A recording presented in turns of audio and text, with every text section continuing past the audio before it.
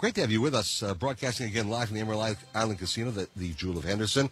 Joining us right now on the KDON Live line, it's Kevin Richards with our tech news for this Friday morning. Morning, Kevin. Hey, good morning, Al. It's Friday. Hey, God, it's Friday. TGIF. Great to be out here also, and great to have had you in the studio last week. Let's get right into this because there are a lot of things going on before we get over to our pet pick, and I want to talk about this Facebook Messenger privacy concern. People have a lot of concerns about Facebook Messenger and whether or not it's really private or not. There's some terms you have to accept to get into it.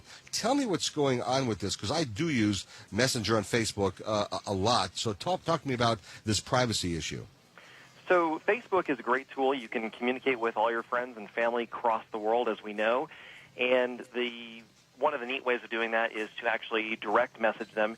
And if you're doing it from your iPhone or your Android device, there's a special app that's made specifically for that. It's called the Facebook Messenger.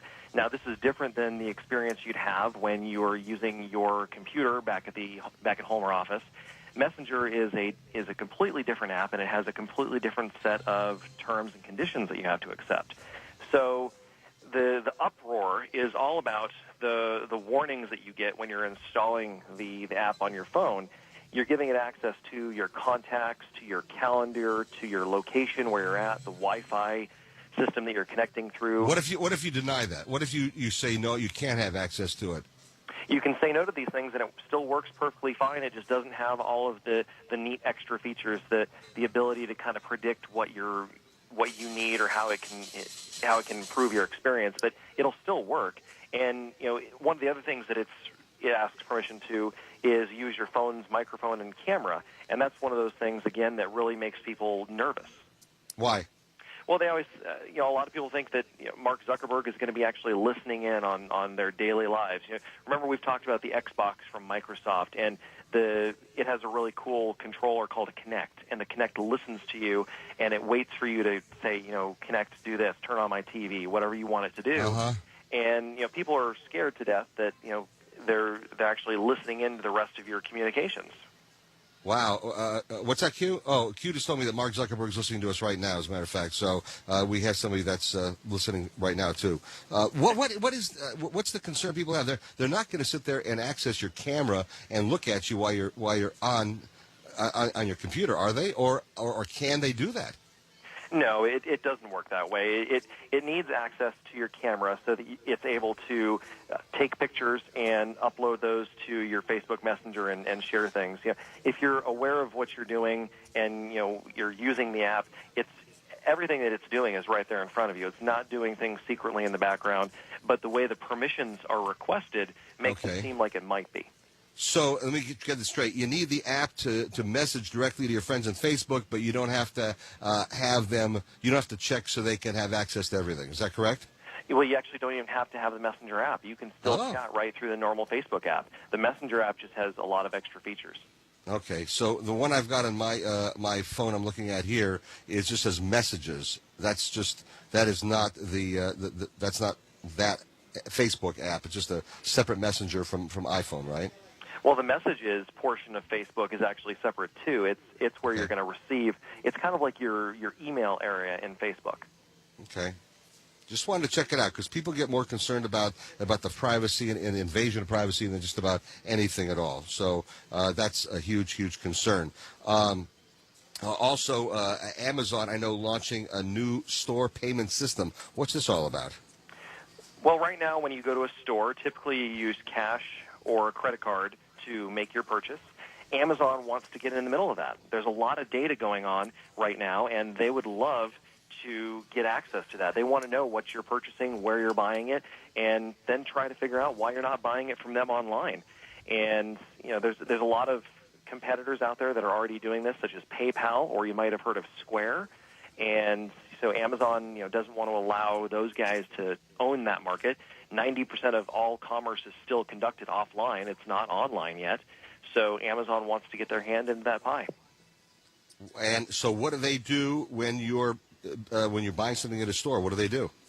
Well, what they're trying to do is just like you swipe your credit card, they're trying to make it so you can swipe your Amazon card, or you can show a QR code from your phone, and that'll get scanned just like you do at Starbucks, and then the debit will happen right there. So Amazon will ask you for a credit card, but then it'll never provide that credit card information to the end retailer. So they're selling that as a security feature.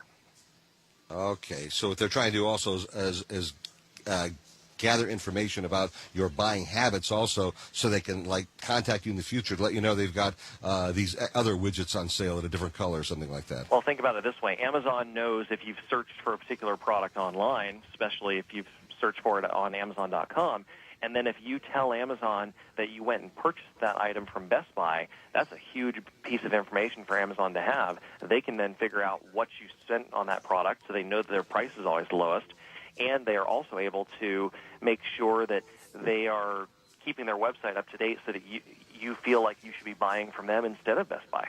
I've got Kevin Richards with me with our tech news. Kevin, of course, President and CEO of Ventura Web Design. They designed my website, allenstock.com, by way of disclosure.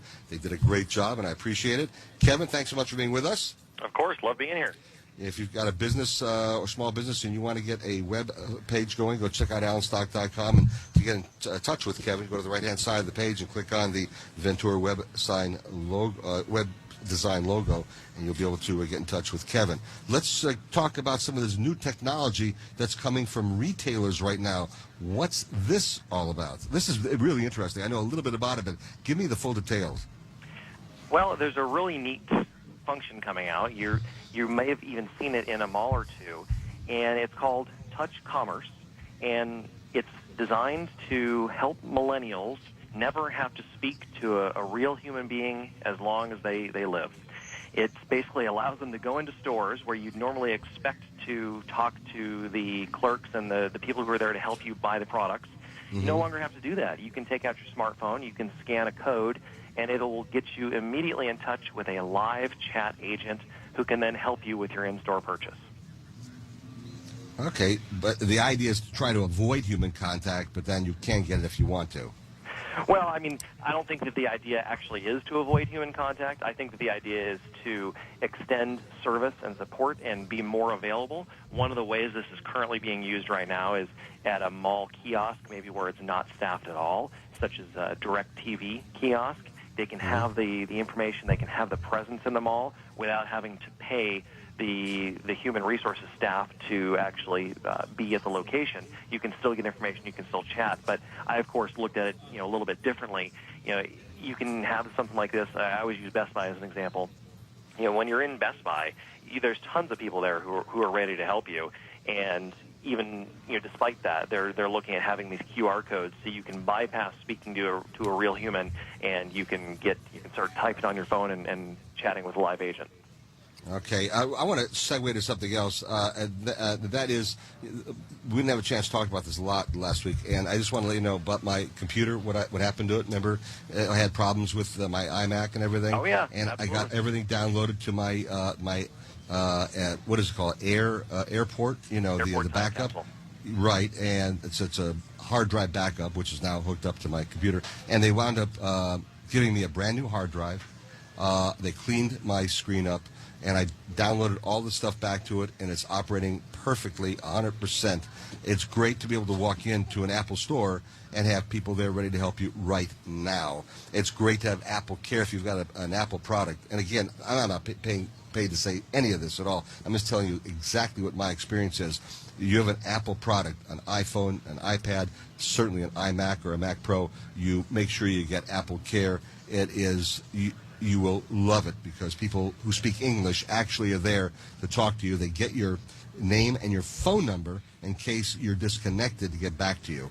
And nobody else that I've ever talked to has ever done that. Yeah, it's absolutely true. And your previous guest earlier today mentioned that service never goes out of style, and that's 100% true. And that's one of the reasons why I switched to Mac from PC. I mean, certainly I've been a PC user for 20-plus years here. Yep. But the reason I switched is because I, of course, had a hard drive failure.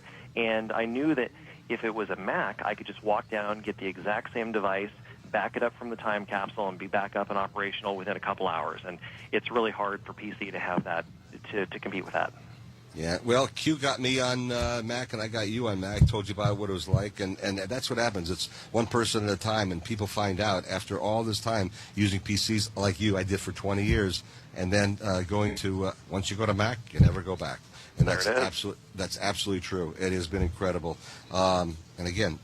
Nobody paid me to say it, or you to say it, or Q to say what he said to me. But once you experience it, you go, "Oh my gosh, what was I thinking of with the PC?" So PC people could be ticked off, but you know what? They don't even come close to a Mac whatsoever. Kevin Richards, President and CEO of Ventura Web Design, now on a Mac, by the way. You can find him by going to alanstock.com. On the right-hand side of the page, you'll see the Ventura Web Design logo, and they've done a great job with my page. They'll do a great job for you if you're a small business or individual who wants a great page. Kevin, thanks so much for being with us. Have a good weekend. We'll see you in studio next weekend.